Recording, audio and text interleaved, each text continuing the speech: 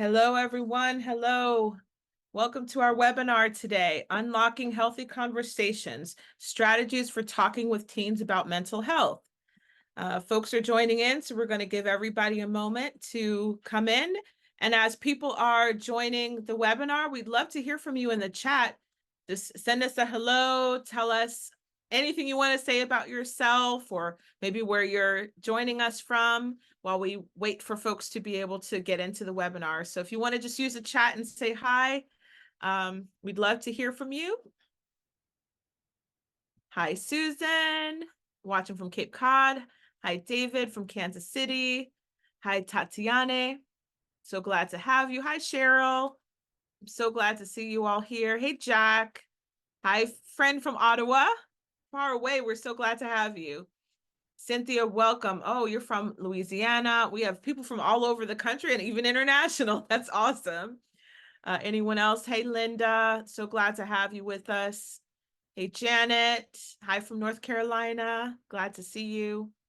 So we're really excited to be doing our program. If you're watching us, and this is the recording, we're happy that you're watching this very important webinar. Again, the title for today is Unlocking Healthy Conversations, Strategies for Talking with Teens About Mental Health. My name is Valerie Cordero, and I am Co-Executive Director of Families for Depression Awareness. We're going to get started, but yes, I see all of you in the chat. Use the chat throughout the webinar. We hope this is an ongoing dialogue.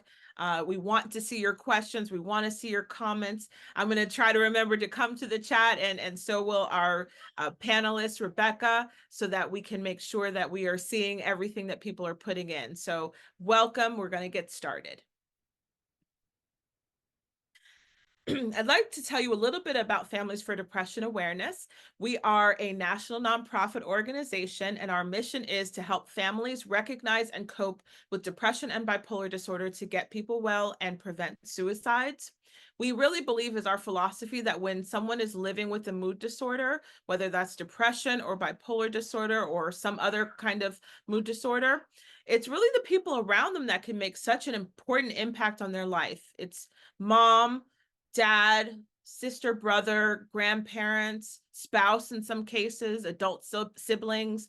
They can really make a positive impact on the lives of their loved ones living with a mood disorder. Yet those are the same people who often don't know what to do, where to turn, what their role is, how to communicate successfully with their loved one. And that's really where we come in. That's where Families for Depression Awareness comes in. We provide education, training, and support to equip family caregivers as they walk on that journey towards wellness with their loved one. The hub of our resources is our website, familyaware.org. Some of you may have already visited that website in finding or registering for this webinar. On that website, we have online tools and tests to help screen for depression, bipolar disorder. Our newest test is on postpartum depression. We have a caregiver stress test. So all of those tools are available on our website. We also have information and archive recordings of our webinars. So we have information about upcoming webinars, and we have our archive of a variety of topics from our past webinars that we've held and live stream events. So you can find that on our website. We have wonderful family story videos and expert interviews to continue your education about mood disorders and how they affect families. And we also have publications that you can access. So I really encourage you to spend some time on familyaware.org to see all the resources we have to offer and all the education for family caregivers. Our agenda is up here, but before we go through our agenda, we want to just ask you some questions. How confident are you communicating with teens about mental health? Are you very confident, somewhat confident, or not confident? I see 16 of you have already filled it out. More people are coming. We have good participation going. Let it go for another couple seconds as people are still filling it out. We want to just get a sense of where you are as we start this webinar. All right, I think that's most people. So let's just share the results here. All right. Most of you are falling between confident and somewhat confident, so that's good. Some of you are not at all confident, and some of you are very confident. So we hope to move those of you who are less confident to the more confident side by the end of this webinar. So that's our goal. We're going to work hard to make sure that you have you're much more confident in communicating with teens at the end of our training.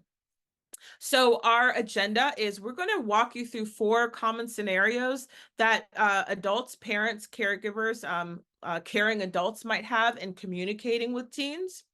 We're going to have a scenario about how you bring up concerns to a teen. We're going to walk you through how you validate teens' feelings. We also want to make sure you know how to approach conversations about non-suicidal self-injury as well as suicidal ideation, which is suicidal thoughts. We also want to prepare you for communicating with a young person who might be reluctant to seek care, because that's something that a lot of parents and other caring adults run into with young people who are maybe dealing with depression or another mental health disorder. We will have time at the end, special time at the end for question and answer, but I want to encourage you to submit questions throughout. You can put them in the chat. There's a question and answer function. So put in your comments, and if it's something specific to what Rebekah has said in a particular moment, we'll try to answer it at that time. If it's more general, we'll wait till the end and do that through the question and answer portion. So we try to give a good 30 minutes for that question and answer, because we know that's what folks really also want to take part in. We also are going to have a survey that we'll push out just for evaluation, and people who fill out the survey at the conclusion of today's training will be entered to win a $15 Amazon gift card, so you can get some stuff on Amazon for that amount. So that's what we're doing. I am so pleased to be able to introduce our featured presenter for today. Her name is Rebekah Gibbons, and you can see she's a licensed clinical social worker. So I'll read you a little bit about Rebekah. Rebekah is a certified trauma therapist, currently serving individuals aged 15 and up. Her clinical specialties include trauma, attachment, and adolescent mental health and development. She has extensive experience with adolescents, families, and adults, having worked in community mental health as an outpatient clinician and as an in-home family therapist, as well as a clinician and clinical director at a residential group home for adolescents aged 12 through 19.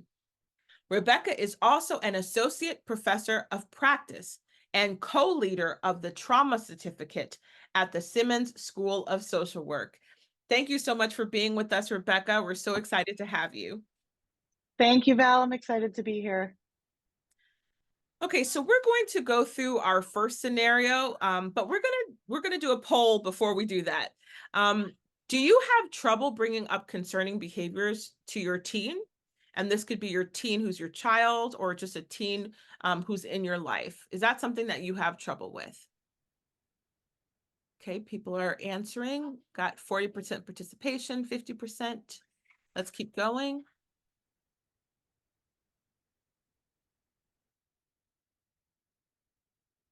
All right, I think that's pretty good. We have most people participating. Okay, so we're kind of split here.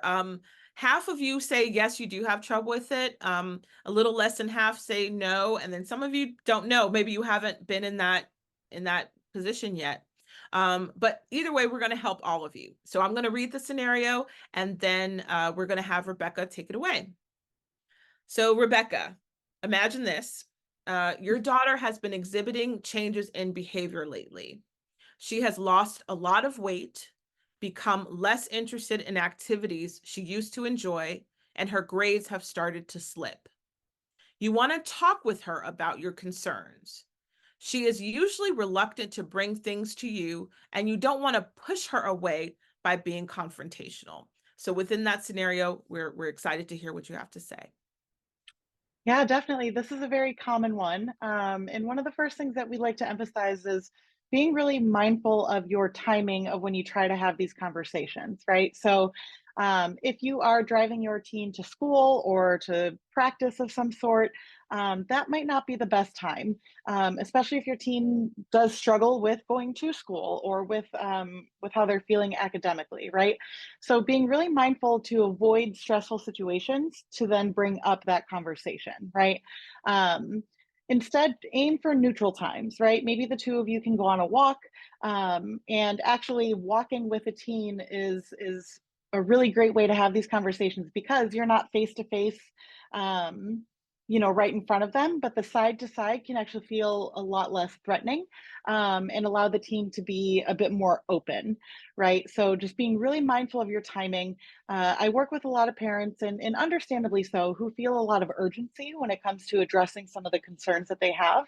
And sometimes that urgency, we react or respond so quickly, and so immediately that we're not being aware of the setting or the timing that we're trying to bring things up. So that's the first thing that we'd really like to emphasize.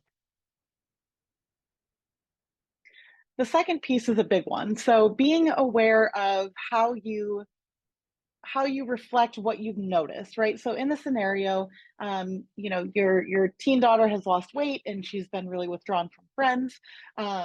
So being aware of using I statements instead of why statements or you statements, right? Those you or why statements can feel very shaming or blaming. You aren't going out with your friends, or why aren't you eating as much? Even if it's coming from a really positive place and a really caring place, for a teenager who's really going through a lot mentally and emotionally, that can come off as like I had said, shaming or blaming, judgmental, etc. Instead, use those I statements of, hey, I've noticed you aren't going out with your friends as much. Or my favorite phrase to use, and this goes for any relationship that we're talking about here, is I'm curious, right? I'm curious about, you know, you haven't seen your friends very much, or I'm curious about what's going on.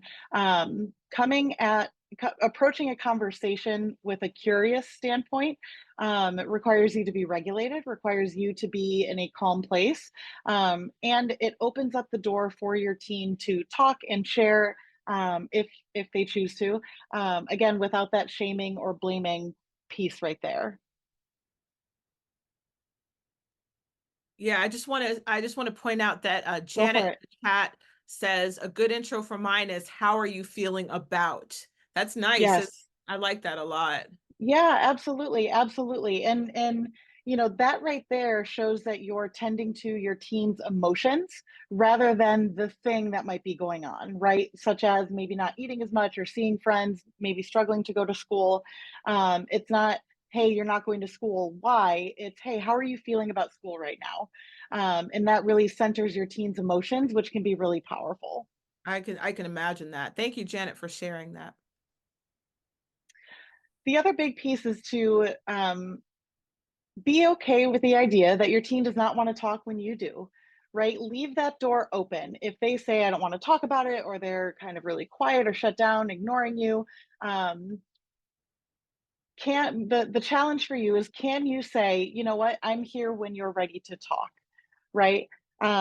Your teen might be hesitant. They might not be super vulnerable with you to begin with, or with anybody, or this might be really, really new to both of you, right? If this becomes a now or never conversation, and your teen isn't ready, or it's not a good time for them to talk with you, then the potential there is that they are going to shut down and going to be even more reluctant to talk about something or bring something up or ask you for help, right? So again, with that sense of urgency, with that sense of concern that you might have for them, try to put yourself in their shoes. Try to think about how they're thinking or how they're feeling or what's behind all of that, right? And leave that door open for them to come to you when they're ready, right? When you can leave the door open, that helps to build that trust. That helps to build that sense of security between you and your teen, where they then know that they can come to you when they're ready, and whenever they need something.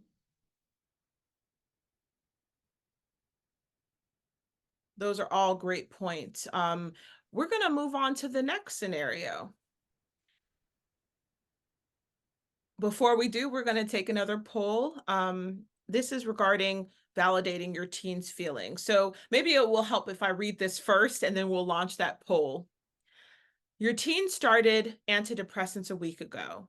They thought the medicine would immediately make things better, even though you talked about how the medicine can take time to relieve symptoms. Your teen tells you they are going to stop taking this medicine and yells, "You have no clue how it feels."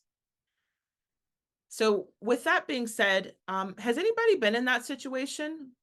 And it might not have been specifically about antidepressants, but something that your teen was going through, and they just say, "You don't understand. You don't know what I've been through." So we're getting some good participation here on this poll.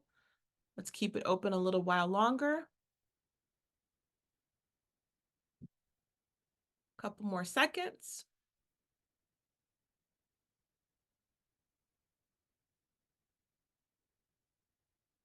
Okay. Let's see what people said.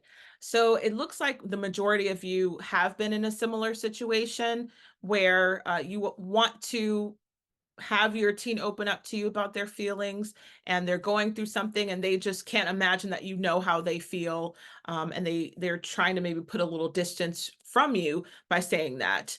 Some of you haven't been in that scenario, but you want to be prepared. That's excellent. So Rebekah, what should adults, caring adults and parents do in this scenario? Yeah, definitely. So I first want to say that all of this is way easier said than done, right? But these are just things to take in, to think about, and to start prepping yourself for. I completely understand that it is difficult to remember some of these things in the moment, right? So I wanted to put that out there. First and foremost, best that you can, you want to try to manage your affect, meaning your emotional expression, your facial expressions, your tone of voice, things like that, and be able to react in a calm way, right? So neurobiologically speaking, right, when someone is yelling at us, or their tone of voice goes up, their volume goes up, our brains and nervous systems are primed to kind of start to go up, become activated as well, right?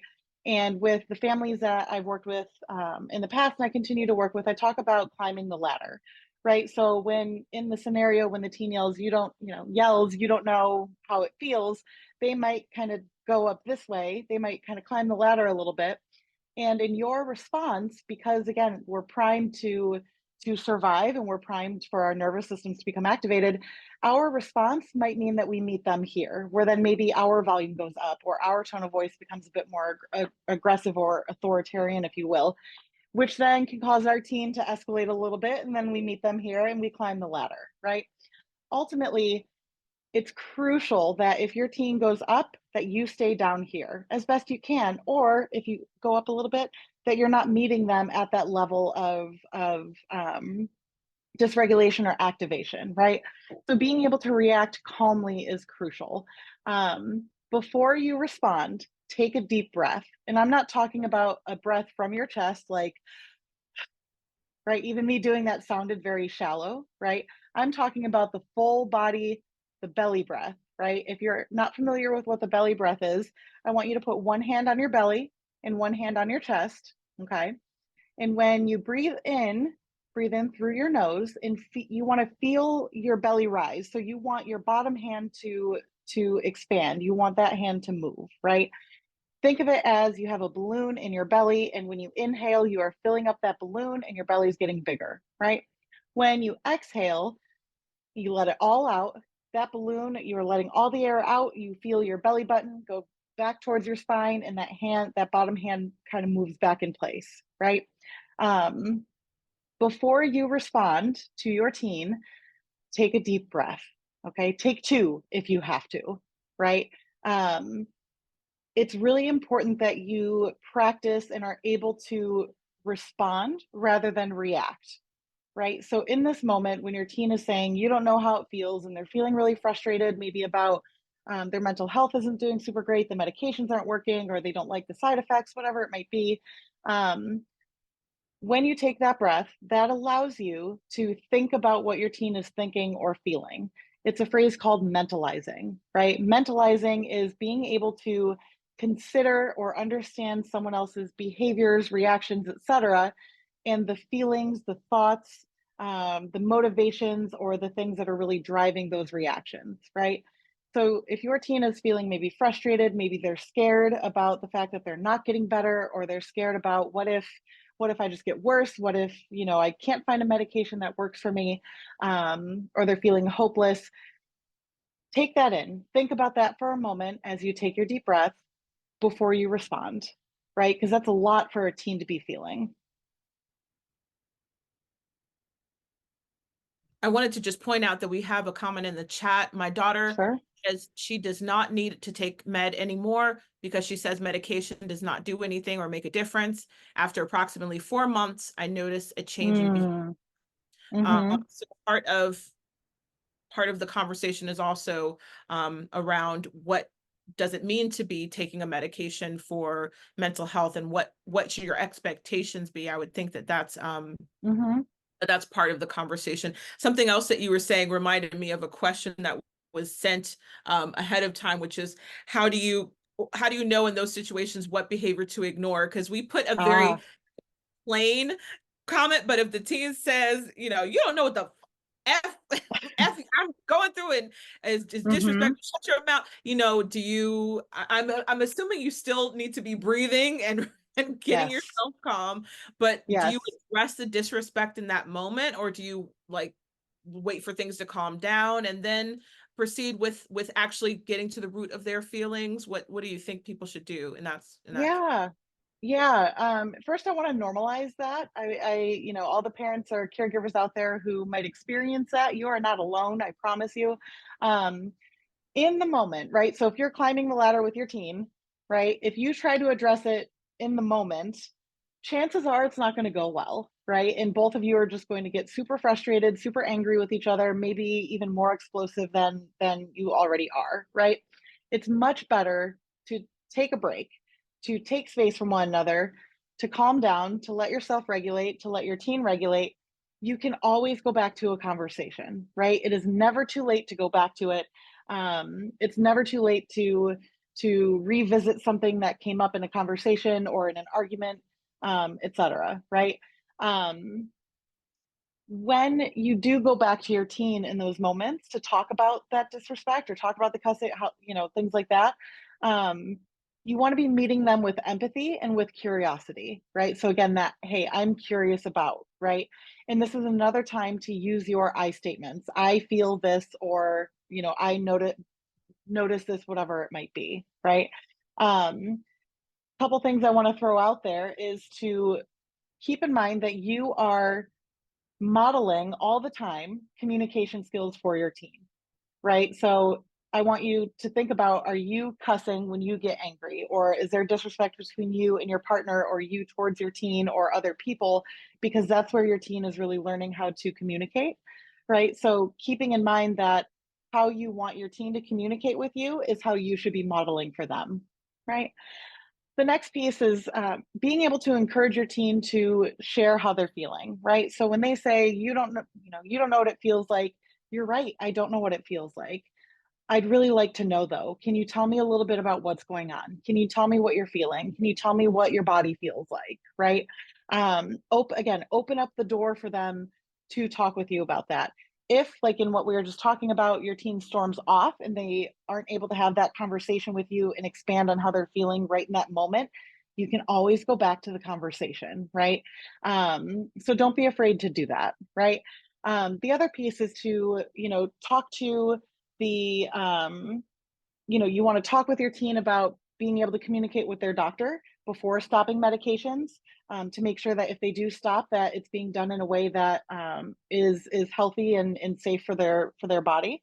Um, and you want to be able to have them a part of the appointments, of making the appointment, especially if your teen is older, right? um, you know Allow them to talk to their doctor first before you do, right? If the situation is appropriate, right? Or encourage them to talk to their therapist if they have one, school counselor, etc., before they make any moves to stop their medication. This one is huge, right? So before you jump to finding a solution, right, please, please, please validate what your teen is experiencing. Okay. I know you've been in a lot of pain lately. I know you're not feeling well. I'd be really frustrated too. Or it sounds like you're kind of at a breaking point. It sounds like you're feeling really frustrated or maybe hopeless with these medications. Being able to validate your teen and what they're feeling, even if you don't fully understand it, will again allow more room for that conversation to happen and more of that trust and security to occur, right? Um, some ways to just validate could even be, you know what, thank you for telling me. Thank you for sharing how that feels for you. I that does sound really difficult. Let's make a plan together. Let's talk about how we want to tackle this.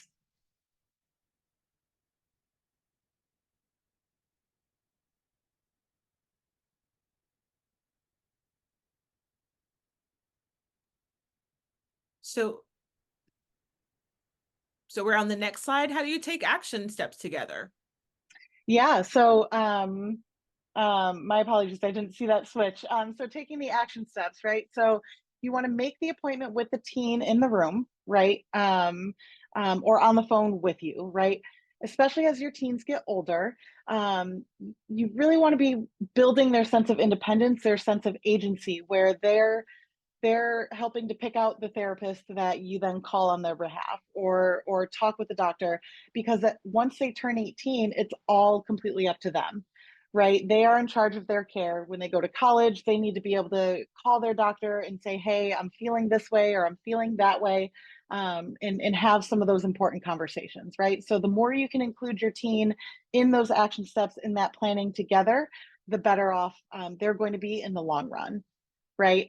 You definitely want to talk with them about the importance behind involving their treatment team. So their med prescriber, their PCP, their therapist, their school counselor, et cetera, so that the decision to change medication or stop medication, whatever it might be, can be made where providers are able to give some psychoeducation. What that means is just educating your teen about, these are the side effects of the med, or this is why we have to titrate down or wean you off of the medication, as opposed to just completely stopping it, right? So really pulling in your teen's supports is really crucial as well.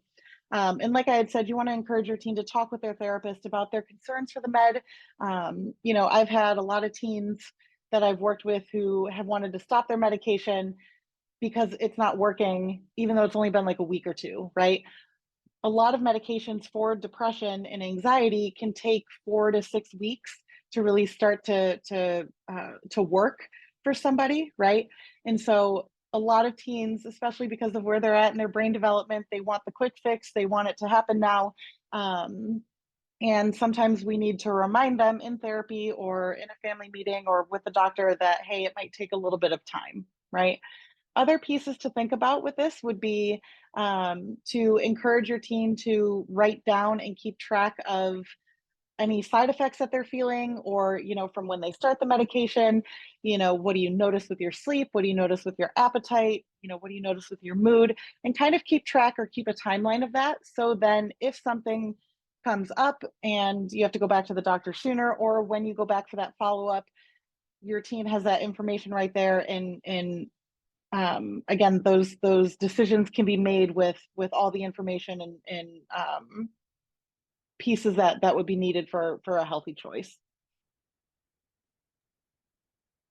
That was a great description of what you can do as a parent. I think the other thing that is kind of going unsaid, but it weaves into everything you said, is you have to listen. You need to be Mm-hmm. listening to what your teen is actually saying that they're Yeah. feeling. Listening to, Yeah. they saying it's not working because they're not feeling well. Is it not working because they're not feeling anything? Is it not working? Mm-hmm. Doing those, asking those curious questions so that you can Mm-hmm. get to the root of why they're feeling that way.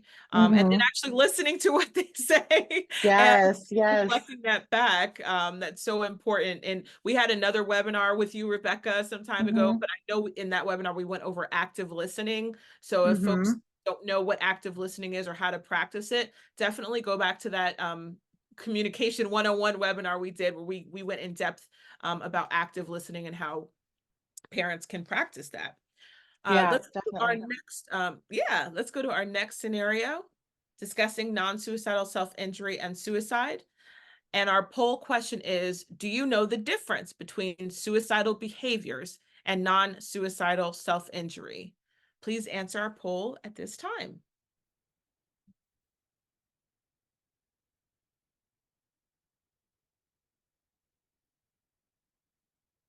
And while people are filling out that poll, Anne Marie, I do see your question. That's one I think we can try to get to at the end during our question and answer portion. That's a great question. So we're going to bookmark that one for later on. Okay, so let's see the results. Do people know the difference between suicidal behaviors and non-suicidal self-injury? A good majority of you do, so I'm so happy to hear that. For those of you who don't, we're going to go over that right now in this third scenario. So Rebekah, I'm going to Yeah. pose this to you. Over the Mm-hmm. last few weeks, you've noticed your teen withdrawing. They are spending more time in their room, sleeping more, and avoiding conversations.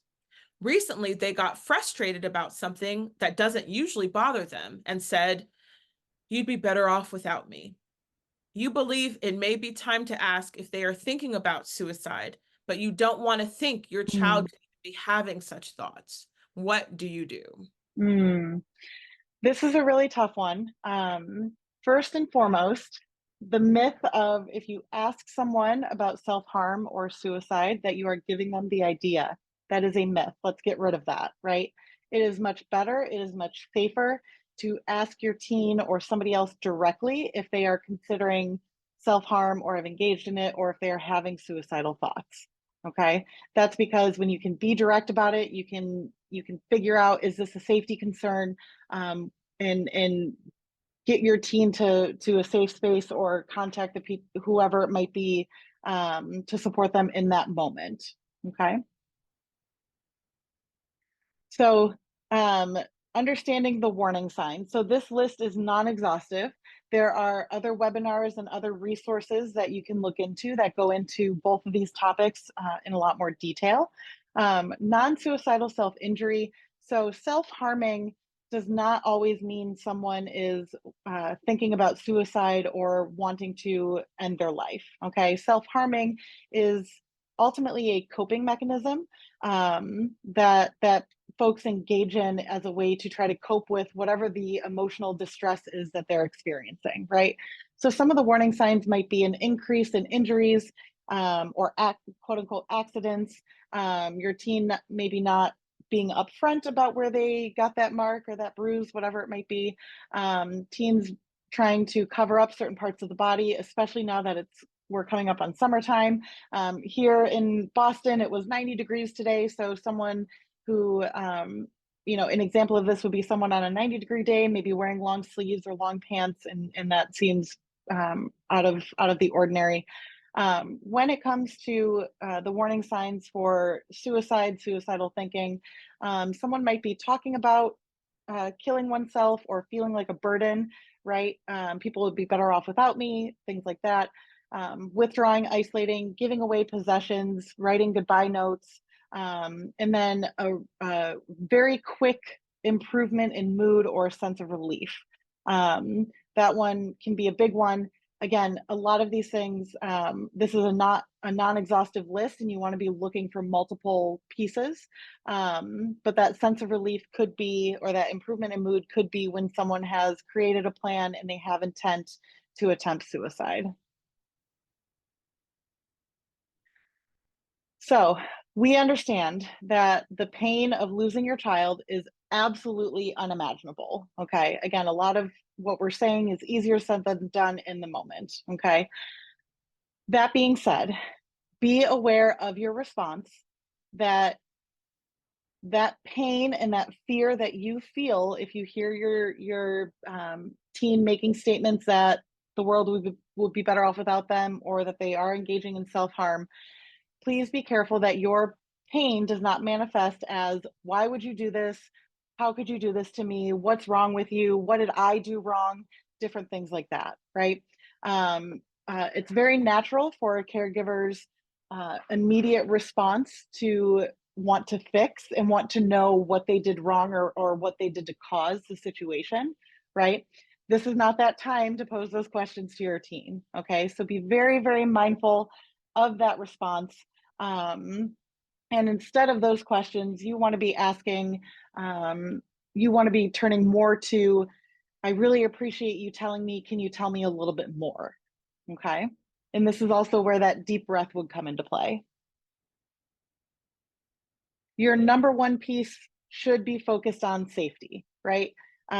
So assessing if your teen has engaged in self-harming, asking to see the wounds, assessing if they need medical attention, right? Do they need stitches or do they need a bandage or burn cream or something like that? Is the wound infected? We want to make sure that first and foremost, that physical safety and those medical needs are being tended to, okay? If your teen can't really say if they're feeling safe or if they're unsure if they feel safe or if they definitely do not feel safe with themselves, please, please, please do not leave them alone. If they have a therapist, contact their therapist. Utilize mobile crisis services. There are a lot of great resources. 988 is the national crisis number for everybody.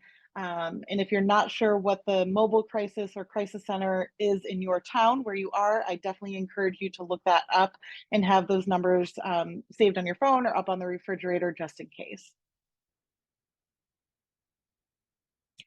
Gently, you want to get the details, right? In the best, most calm way that you can, knowing it's not going to be perfect and that you're not a robot, right? Avoid those why questions. Why would you do this? Why did you do this? Instead, go open-ended, right? Think about open-ended questions. What was going on for you today? What got you to feeling this way today? Again, can you tell me a little bit more about this? How long have you been feeling this way? What kinds of thoughts are you having? Different things like that. Okay.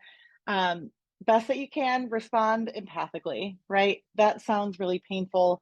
I'm sorry that you're feeling this way. I know a lot of folks don't love the phrase, I'm sorry in situations like this, but you really want to be able to respond in a way that says you see their pain, you see that they're hurting, you appreciate that they're coming to you, that they're being open with you, and that again you are a safe and secure person for them to get some support with. Okay. So being able to create a supportive environment, one of my favorite things that I tell my clients, that I tell my students, just folks in my life that I care about is that, if they're really feeling hopeless or they're feeling like things aren't going to get better, I really like to tell them, you know what, I'm going to hold on to the hope. I'll hold the hope for you until you can take it from me. Right. And what that does is that embodies the fact that you are there for them, you believe in them, that you are hopeful that things can get better. Um, and then that idea of until you can take it from me, meaning until you feel better, until you have the hope, until you have some confidence that we're moving in the right direction. Okay. Um, Definitely remind them that your job is to keep them safe, right? That is part of why you're here. That's part of your job as a parent. That even when things are really tough, that you care about their safety, that you care about their overall well-being. Okay. Um, and then offer the affection. I love this part. Offer the affection that your teen is comfortable receiving, right? So some teens do not want hugs. They don't want to be touched. They don't want, they don't want to see your emotions, things like that. Be really mindful of that. Ask if you can give them a hug.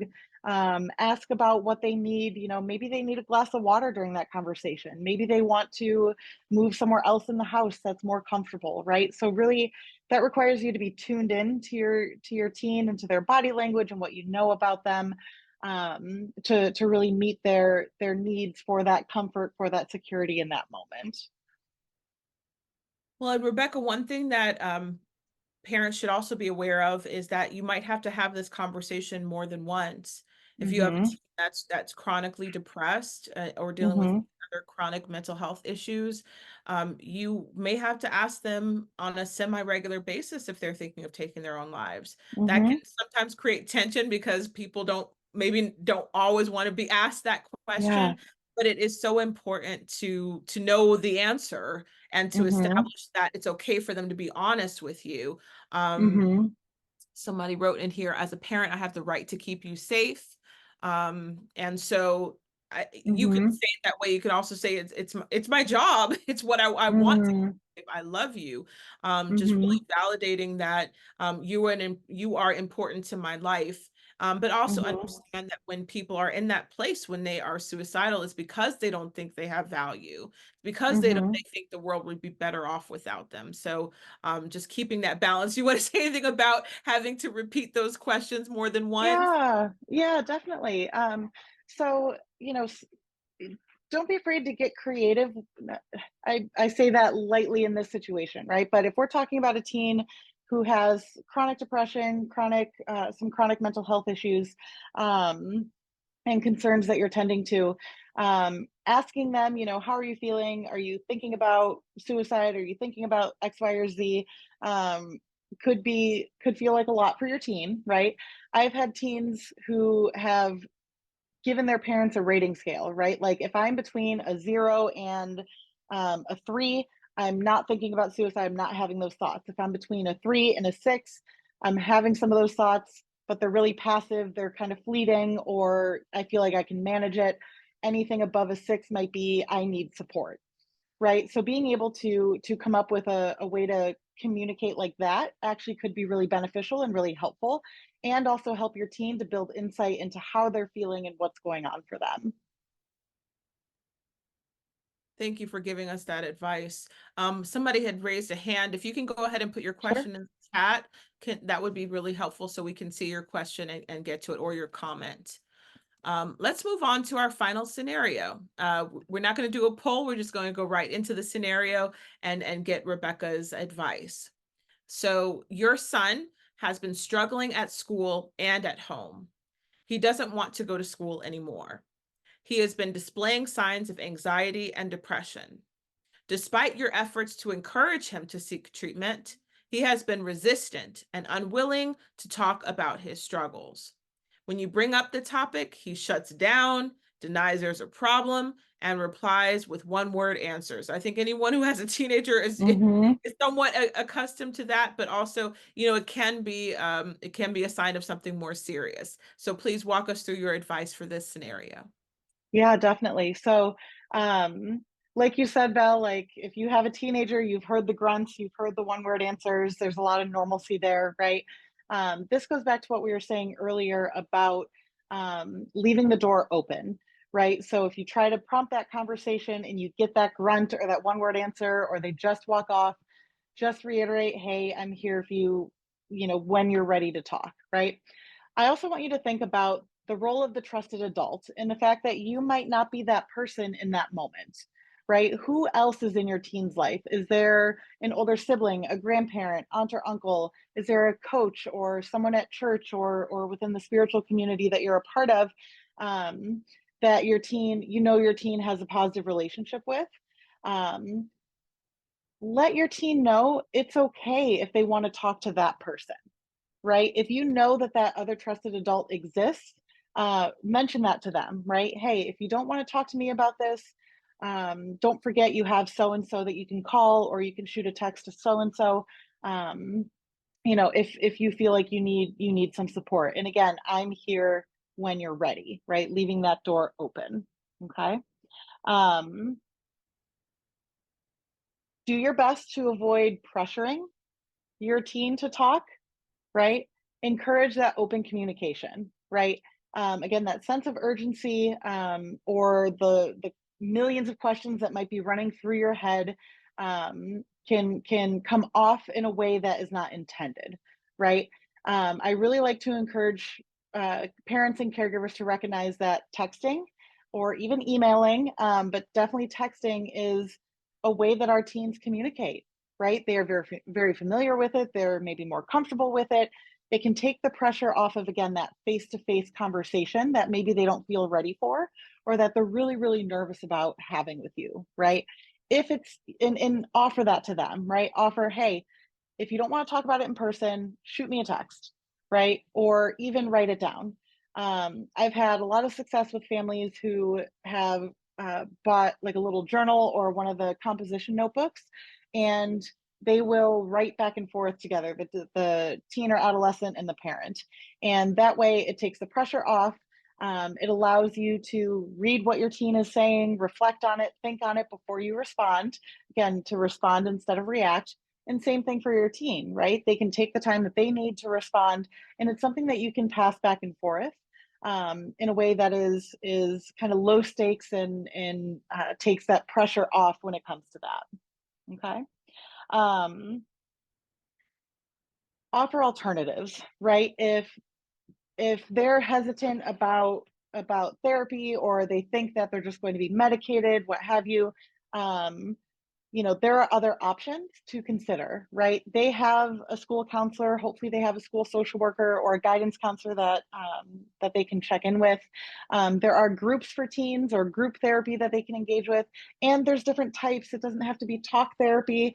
It can be art therapy, music, expressive arts, different things like that. Um, Encouraging them to get connected with services in the community, whatever that might look like, after school programs or weekend programs, things like that. And then there are a ton of different things such as apps, and for coping skills and mindfulness skills and things like that.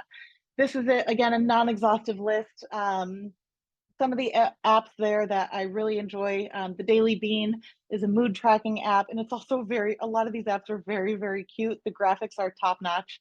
Calm Harm is a great one for teens who deal with suicidal thoughts and self-harming. This one is whenever they're feeling an urge to self-harm, or if they're having a suicidal thought, they open up the app. They can, and it gives them a bunch of different suggestions or categories, such as, do you need distraction, do you need mindfulness or breathing, journaling, things like that. In whatever category they pick, it then gives them a ton of different coping skills and methods that they can engage in to help that urge to self-harm or that suicidal thought and feeling to pass. The other app that I think is really cute and that I really enjoy is called Finch. It is a self-care app. Basically, it can be for you, it can be for anybody. I have it. I absolutely love it. You are put in charge of caring for a little birdie, and every time you engage in a self-care activity, that birdie grows and goes on adventures, and it's super, super cute. And you and your team can connect your birds, where your little birdie can send encouragement or reminder to drink water, or, hey, it's time for a dance party, and your birdie shows up on their screen, which is just so precious. And they can link that up with their friends as well.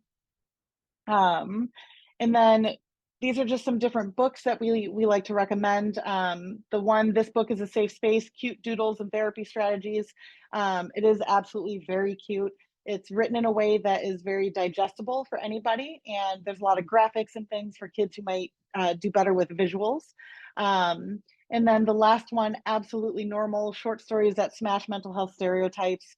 It's really, really important that our teens understand and know that they are not alone, that they're not the only ones dealing with what they're dealing with, and that we continue to work on the stigma that we might have, or that they might feel in the community, that talking about mental health is normal and good and important. And again, like I said, that they are not alone.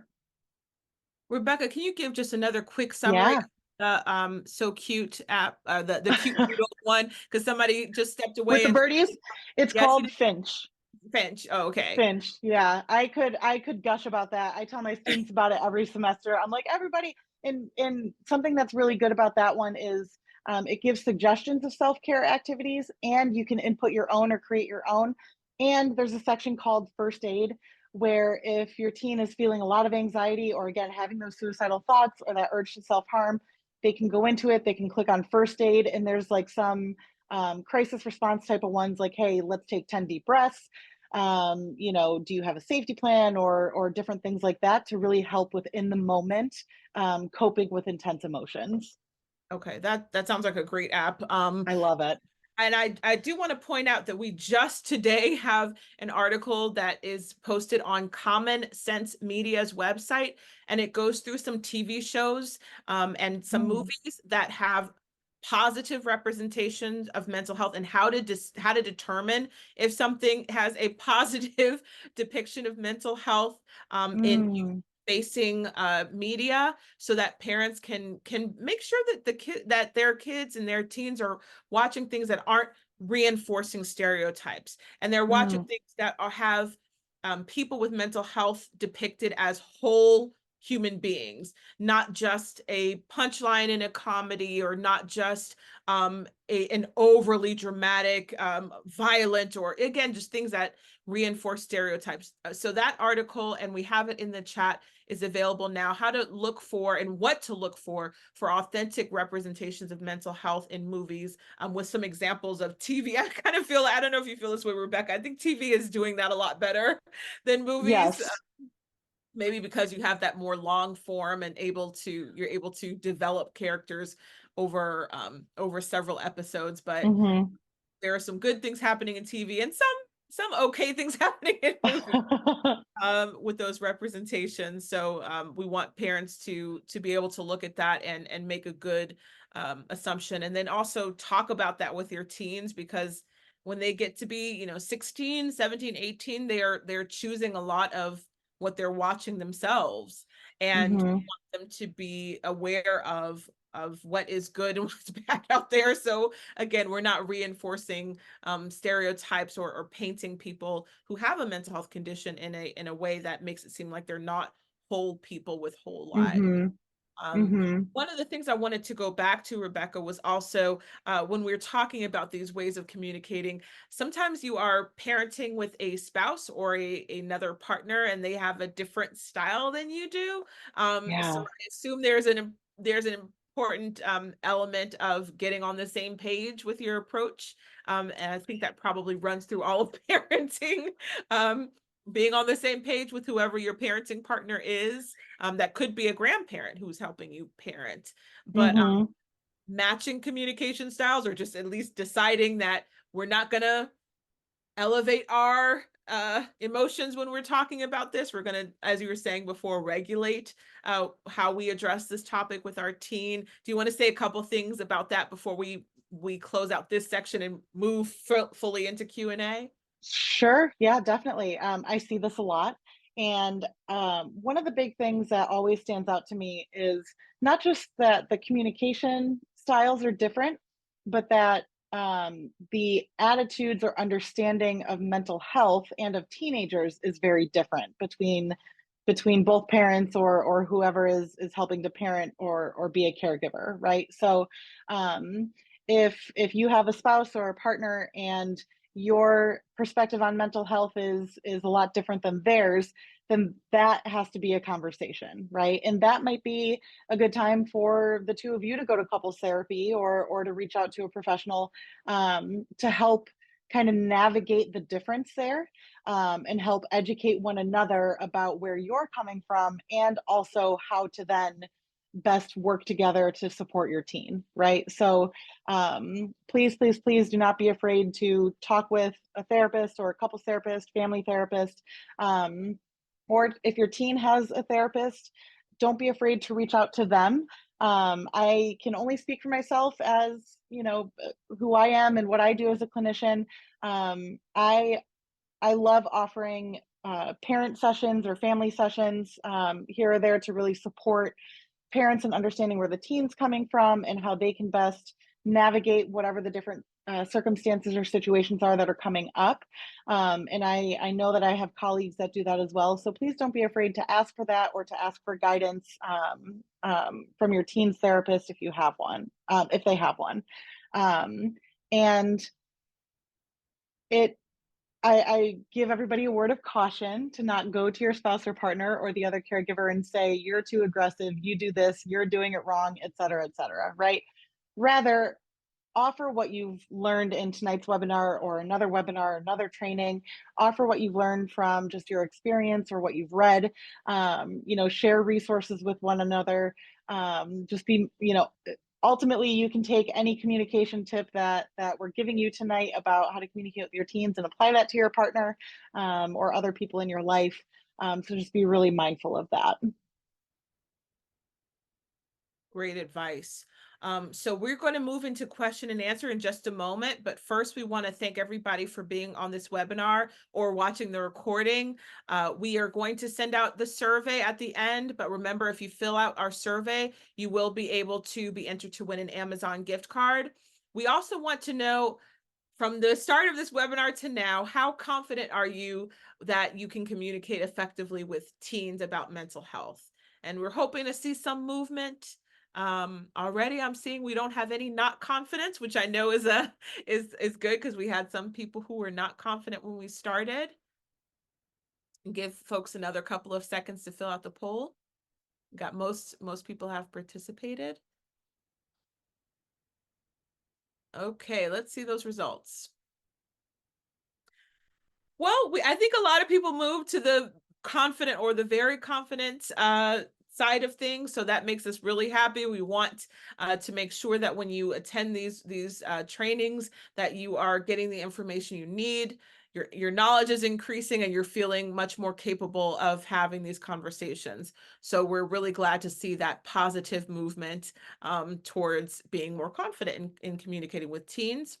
I want to say thank you to the funders that make this programming possible. We are able to offer things for free because we want to, and because we have wonderful funders such as the George Harrington Trust, Middlesex Savings Charitable Foundation, Massachusetts Department of Public Health Suicide Prevention Program, Bennett Family Foundation, Thomas Anthony Pappas Charitable Foundation, Rebekah Pomeroy Foundation, and of course, people like you who donate and support our mission. So thank you so much. Now, the time that people have been waiting for, it's a question and answer. I'm going to start with a question that was submitted before the webinar. People submitted questions beforehand, and then we're going to get into the chat and to the Q&A function. So I'm going to stop sharing my screen for the moment, and we're going to go to a couple of the questions that were submitted ahead of time, and then we're going to go back through the chat and through Q&A function on Zoom here to pick up some of the other questions. So Rebekah, let's go with this question. How can caregivers build strong relationships before the teen years begin? What are some obvious things, and then maybe some non-obvious things that can be mindful of? Yeah, I love this question, and I really appreciate how intentional whoever it is that submitted it is being around this. So I have a couple thoughts around this one. First is that being a kid is hard, right? And it is different than when we were all kids. But no matter what, it is hard. And it is very, very easy for adults to forget what it's like. At this point, all of us who are over the age of 25, our brains are fully developed. And that means that we have higher cognitive and thinking abilities than in this question, the tween or the older child, the preteen does, right? And that means that we can see a situation more in, that 360 view versus maybe our child can, that we have better perspective taking abilities and critical thinking and planning and things like that, right? So first and foremost, that brain development piece is really crucial to keep in mind. I want everyone to take a moment and think back to when you were 10 years old. Maybe you were 12 or even 16. And notice, what is the initial reaction? What is the initial memory that comes up, right? For a lot of folks, it's like, thank God I'm not back there, right? Because again, it is hard. So really, really keeping that in mind. Try not to get caught up in, well, I can see it this way, so my teen should be able to as well, or expecting your child of any age to operate the way that an adult would, or communicate the way that an adult would, right? Another piece that I have for this is, I want you to think about the adult that you wanted or needed when you were at that age, and then be that adult, right? I hear from a lot of the adult clients that I have that they wish they had an adult who validated them more, or who was able to see that they were really suffering or struggling, or an adult who understood that mental health difficulties were very real, right? Think about who you needed back then And then how can you become that person, right? How can you embody some of those characteristics? Um, I also want to encourage you to check your expectations, not just do you expect them to communicate the way that you do or the way that you want, but expectations for their long-term planning, for their emotional regulation or understanding of emotions and expression, right? Keep in mind that especially younger kids, they don't have the language for, hey, I'm feeling X, Y, or Z, right? So we really have to teach them, we have to model that for them and be able to check ourselves when maybe we're expecting or putting more on them. Um, Especially at that, middle school age or late elementary, before they get into those teen years, right? You want to be establishing that you are a consistent caregiver, that you're safe for them. Dan Siegel is an excellent therapist and neurobiologist who has written a bunch of books. One book that I love to recommend is The Power of Showing Up. And he talks about soothing. He has the 4 S's. Let me see if I can remember them. To soothe, to be safe, to be secure. Uh-oh. I forget what the fourth one is, but there's a fourth one in there that's really good. And then he has another book called Brainstorm, which is more geared towards understanding the adolescent brain, in case folks are curious about that. Well, and to piggyback off of something else you said, you don't want to give confusing messages about emotions in those younger kids. Because I know I've been guilty of this. The kid falls down and they're crying, and you say, "Oh, you're okay, Mhm. you're okay." Well, they're not okay. Yeah, They scrape their knee and it does feel big to yeah. them. And by saying, "Oh, you're okay," we're trying to just get them to move past the crying phase, but we're Hmm. telling them that you're not feeling or you shouldn't feel what you feel. Hmm. So even in that young age, we have to be giving consistent messages about Yes. the validity of their emotions, Yeah. finding that balance between validating the emotions and just parenting and saying, well, it seems like you did scrape your leg and that probably did hurt. Let's see if you can Mm-hmm. walk around in a couple minutes, and just validating and then moving them to the next thing. Mm-hmm. Um, Mm-hmm. I'm going way back up to something that was asked a while ago because I don't want to leave it. How can a parent continue to play a role in treatment when their Mm. son or daughter is old enough to make their own decisions? So that 18-year-old mark, I mean, you're legally an adult, but we both know Yeah. that your brain is not fully developed at that point. So Mm-hmm. how do you, since we're supposed to be focusing specifically about communication, are there things around communication that that maybe you're priming that pump at 16 and 17? What would you advise in this situation, Rebekah? Yeah. First and foremost, I think I want to validate how difficult it is for all of a sudden your teen turns 18 and they are legally an adult and you are cut off from providers and things like that. Unless your teen signs a release of information where they give their therapist or provider permission to speak with you. And I understand that that is really difficult and that that can feel very jarring, right? Um, I think it's a good idea ahead of that 18th birthday to talk with them about that, to acknowledge that, and you know, ask them how they would feel about signing a release of information for their therapist once they turn 18, and just kind of get an understanding of where they're at with that, right? They might not have, a lot of the teens that I've worked with, they don't care, right? Like they're totally fine because already, given that they're older teens, I'm respecting their confidentiality and their privacy. um and so them turning 18 and having to sign a release doesn't necessarily change anything, right? um it can also be important to, again, ahead of time, to let them know that just because you're turning 18 doesn't mean that you have to do all of this on your own. I'm still here for you, I still want to support you. It just means that you might have to sign a piece of paper for me to be able to continue to do that, in the sense of talking with others or contacting your doctor, things like that. So just having that honest conversation, planting the seed, right? In that moment, let's say they're 17 and a half. In that moment, they'd be like, they might say, nope, you're not, I'm not involving you, et cetera, et cetera. But then once that 18th birthday comes up and they get closer, I've seen it, the panic starts to set in, oh no, I'm turning 18, what does this mean? I'm now an adult, and all these different things are coming up. And being able to check in with them again about it as it gets closer. Yep. So it sounds like having those conversations on an ongoing basis so that when Hmm. that date happens, when that birth date happens, everyone feels prepared. I'm going to do one more Yeah. for the chat, and then I'm going to go to one of our registration questions and just try to Hmm. keep bouncing back and forth so we can get to everything. How do you support your child with mental health when she's in a toxic relationship with someone who continues to Mm, contribute negatively to her mental health? So it's not specified here if it's a romantic relationship or a sure. friendship, but it may not matter. So how do you support a child who's in that toxic relationship, and that toxic relationship is making the teen more mentally Hmm. healthy? Yeah, that's a tough one. That's such a tough one. First and foremost, this is a sweeping generalization of a statement, but I think we can all agree that telling your teen to stop being with that person is not going to work, right?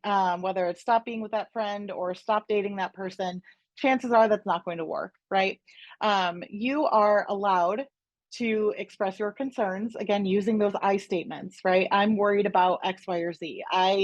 Notice that so and so said this to you and it seemed like it really upset you. Can we talk about this, right? So using some of these communication techniques, um, and trying to approach your teen, again, not with the forceful you need to leave them alone or break up with them or stop hanging out with them, but more of the, hey, how do you feel in this relationship, right? Or do you have any concerns? I again, that I'm worried about this piece. Do you feel unsafe? um you know Even asking or encouraging them to talk with someone about what's going on, again, if they're not willing to talk with you, but like, hey, does anybody know what's going on, or do you have someone that you can talk to if if you start arguing, whatever it might be. um and then I would say go back to being curious and trying to be empathic, right? It is developmentally appropriate that teens and adolescents start moving away from their families and start putting more stock into what their friends think or their romantic relationships as they're exploring that. That they're seeking proximity, being closer to them, and that they are turning to those friends or those relationships for emotional support, etc. So that is all completely normal, completely developmentally expected. And that being said, you as the parent, you as the caregiver, you're still allowed to express that concern and want to make sure that those relationships are safe for them. I hope that answered the question. I think it did, and it's a tough position to be in as a parent where you don't want to Hmm. push the teen further away, Hmm. push them closer to that person and bond them Right. together with their hatred of you, or their Right. Right. with you. But you do still have the right to express your concern, and Hmm. it's your job as a parent to guide your children. And so finding that balance, as you were just describing, is so important. Hmm. We got a lot of questions on a particular topic that I'm just going to summarize Mm. in one way. One of the parents put it really well. Um, my tween is disgusted with humanity and wants to see it burn. Hmm. Without talking them out of their feelings, what do you suggest? Oh my goodness. Um, yeah, I in my practice, in my work, teens and young adults are feeling just the weight of the world. And it's so important to validate that how they're feeling is, again, is important. And that they're allowed to have those feelings, they're allowed to have those perspectives. um, it's important not to talk them out of those feelings and out of whatever it is that they're passionate about or what they care about. um, I think it would be really important to um, find out what is it that they do feel passionate about, right? What are some of the things that they do care about? And maybe offer to support them to explore how they can get involved, right? Maybe your teen, one of the big things that they really care about is the environment, and looking into efforts locally of, whether it's like park cleanup crews or whatever the organizations in the community might be that focus on the environment and address some of those concerns. um, the weight of the world can make us feel very hopeless, and can make us feel like we are just one person, we can't do anything about it. However, getting involved on a local level can help your teen feel like they do have some control or they are able to contribute. And that can help empower them and help them to build their self-esteem, their confidence, and also narrow the scope instead of, oh my gosh, I want to set the world on fire, to these are a couple things that I really want to get involved in, and kind of narrow their focus a little bit. If that makes sense and is appropriate for them. The other piece that I want to say to that is, please normalize this feeling. It's very, very common, like I said, and it's hard, especially for teenagers, but adults as well. I'm sure a lot of you here feel that for them, or feel that as well. And so just being able to normalize that, I think, is really important as well. I love what John just put in the chat.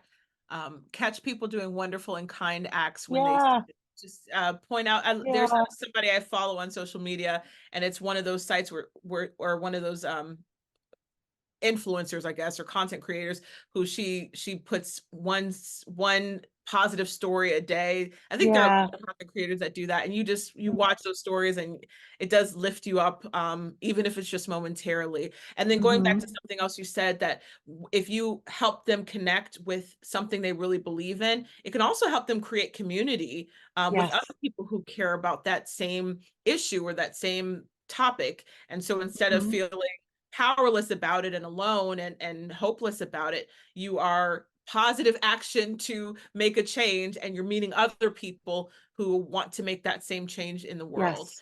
I think that's a Yes. great way of motivating young people to not just sit back and let this life pass them by and wallow in Mm-hmm. the very real, you know, Mm-hmm. sad things that are going on in our world, but getting Yeah. to see some light. I'm going to go to a question in the chat. So this is a little tough. So just making sure that everybody's aware. How do you approach teen siblings of their own? I'm sorry. Yeah, how to approach teen siblings of their own sibling who died by suicide? How can we be Mm-hmm. present without hovering over them? So I'm gathering from that in a family, someone, a young person died by suicide, but they have living siblings, and so Mm-hmm. maybe some communication or support advice for these parents Yeah. or caring adults. Yeah, definitely. I think one of the important pieces around that, and this one is so difficult because there's not a right or wrong way for anybody to grieve, right? For you as the caregiver or parent, or for the siblings or friends, etc. Um, I think it's completely reasonable to check in with the siblings, with the other teens in the house. How are they feeling? What do they need? What questions do they have? What um, and maybe this could be a scenario of that rating scale, right? Maybe not about suicidal thinking, but like, hey, where are you at today, as how big the grief is or how big the pain is today, and what what can I do to support you, or what do you need for support, right? So I think just being mindful of that, and being open to some of those creative ways to talk about what happened, and to talk about the loss. um, and I think it's important too, um, not to imply or model the moving on or the shutting down of the emotions, right? Shutting down of the grief. Again, there's no right or wrong way to grieve. Someone might shut down. That's just how they process until later on. But you definitely don't want to be implying that your teen should be moving on, or they have to pull it together, or whatever it might be. I hope that was somewhat helpful, or answered the question at least a little bit. There are a lot of support groups out there as well for siblings, or for family members who have lost someone to suicide. So having those resources available, even if your teen wants nothing to do with them and they say, I'm not doing that, send them an email, send them a text with the links. When they're ready, they can look at it. But let that kind of stuff be their choice, when they see fit. Great advice. Another question from registration. How can I repair a situation when I did not respond in the Mm, best way? So let's just go back to one of our scenarios. The teen is being mhm, maybe being a little obstinate and not wanting to do what you ask or answer when you're trying to get some information out of them and you blow up, you say the wrong thing, you react inappropriately. mhm. What are the steps that you can take to repair that, and what are some of the things you can say? Mm. First and foremost, own it. Please take response. Please just own it. Recognize the fact, like, I did not respond very well, or I became really reactive. Own it. Apologize for it. Um, you know, this is your opportunity to model relational repair, which is crucial to your child just development overall when it comes to emotions, emotion regulation, perspective taking, things like that. And it's crucial for their development of how they end up doing relationships and conflict, right? Sweeping things under the rug and not going back to that conversation, not going to your teen and saying, you know what, I reacted or said some things that I really didn't want to say, or I didn't mean. I was really angry in the moment and I really apologize for that. Being able to do that um, um, shows your team that you're human and that you respect how they're impacted by a situation, right? Whereas not doing that, not going back to it and sweeping it under the rug, ignores how your team is feeling and ignores how you're feeling, right? Because maybe there's some closure that you need as well, right? So, like I had said, and like I tell folks, it is never too late to go back to a conversation. It's never too late to bring something back up, to revisit something. Um, and one of the best ways that caregivers can do it is just by coming clean, owning it, taking responsibility, because I am willing to put money on the table that you want your teens, your children to take responsibility for their actions. It has to start with you.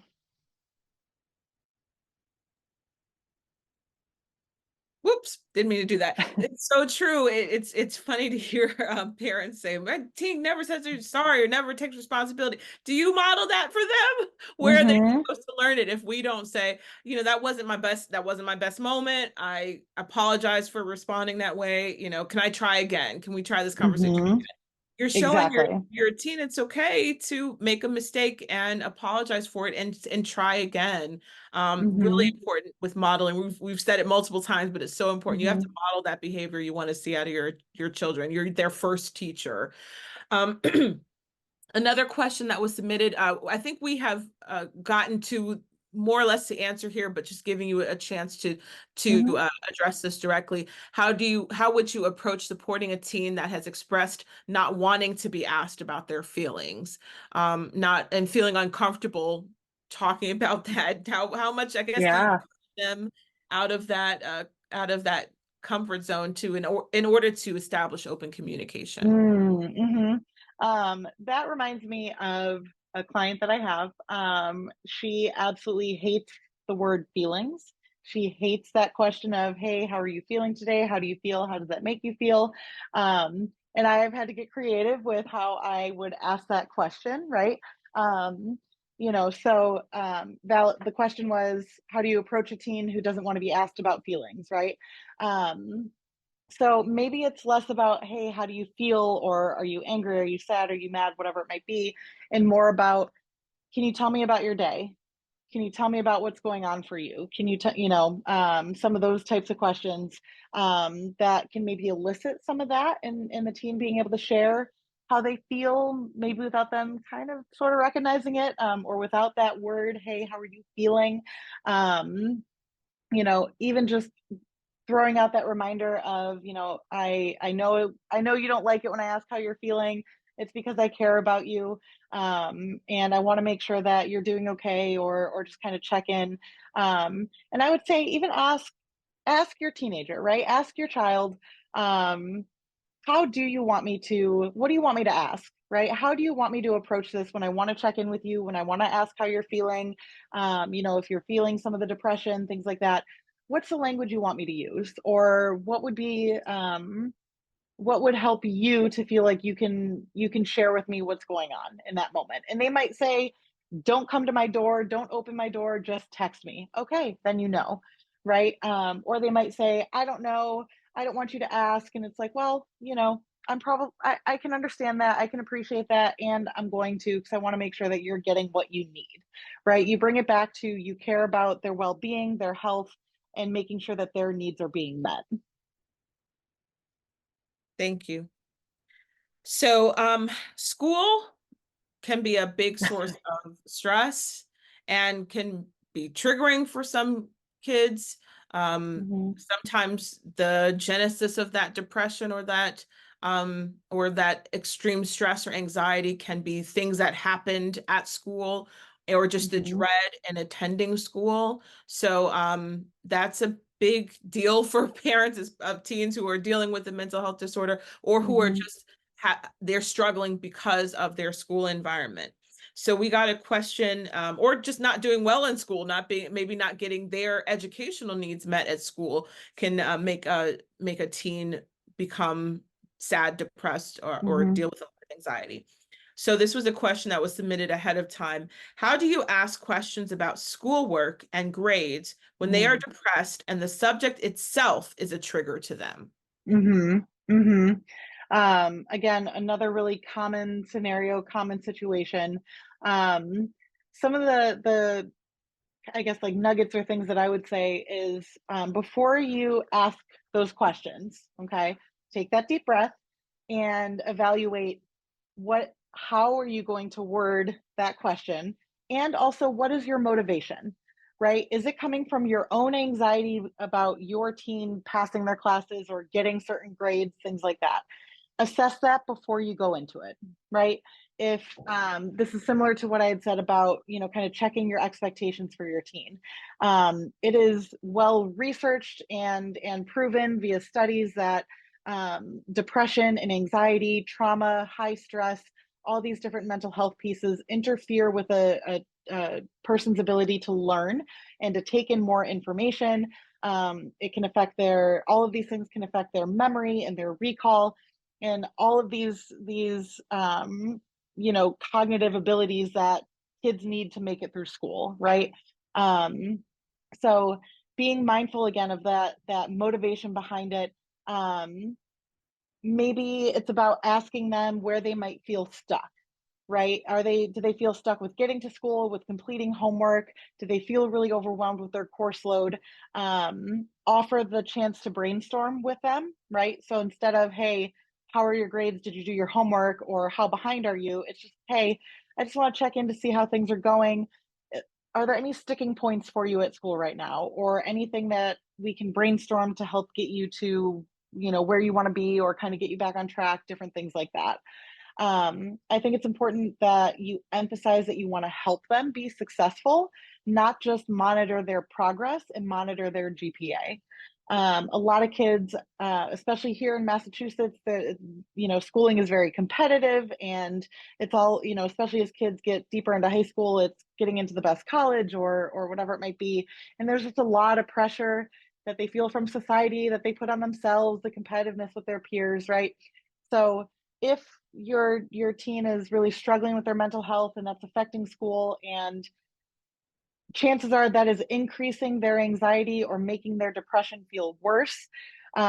So emphasize, I want to be able to help, or help you figure out what the next step would be, or what you need, rather than just, hey, I want to know what your grades are you on top of things, did you get all your homework done, things like that. So I think it's just really important to be aware of your motivation, your intentions behind that conversation. I believe we have time for one more question. So we had somebody who mentioned that they have a father who has bipolar disorder. Mm. How do you explain bipolar disorder to young teens without scaring them? Yeah, that's a great question. So it's important to, depending on the age, right? If we're talking like a young teen, like 12, 13, what they understand and conceptualize is going to be very different than 16, 17, 18, right? Just brain development wise. Either way, I think it's really important to be straightforward that bipolar is an illness, and that, it's an illness that can cause someone's mood or emotions or behaviors to be a lot more intense than someone who maybe doesn't live with bipolar, right? And so I think the use of metaphors can be really great here, especially with some of the younger teens, right? Like emotions can be like waves in the ocean, right? Sometimes those waves get really, really big and intense. Sometimes the ocean is really, really calm. Maybe even, when someone with bipolar, when they're in what would be called mania, it's like a storm on the ocean, and the waves are really intense and they're really big and things like that. So, finding a metaphor or an illustration that works, that your teen can really conceptualize, um, and even just using that language of there's high highs, there's low lows. We're on the person could be on a roller coaster, different things like that. Um, I also think it's important to be mindful of the details that you share, and be mindful of, venting in front of your child or to your child about that family member. Your child is not your therapist. Please don't use them as one.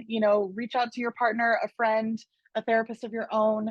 The National Alliance on Mental Illness has support groups for family members of someone with a major mental illness, right? Like find the appropriate supports for yourself. Keep the door open for questions.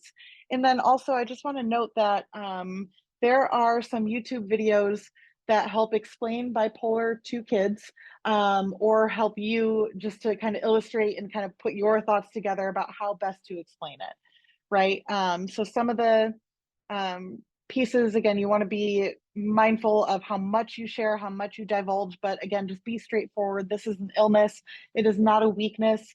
There are times when so-and-so might be, might present totally calm and like they typically do. And then other times where those ocean waves get really, really big.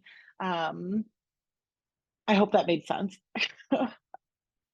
It does. And as you said, just providing them with the age appropriate education and illustration so that they can understand it when Yeah. when that loved one is going through maybe an episode of mania or depression, the teen or the child knows what to expect, and it's Mhm. not a surprise, and they can understand what's behind it, and that you're working together to support that loved one. Yeah.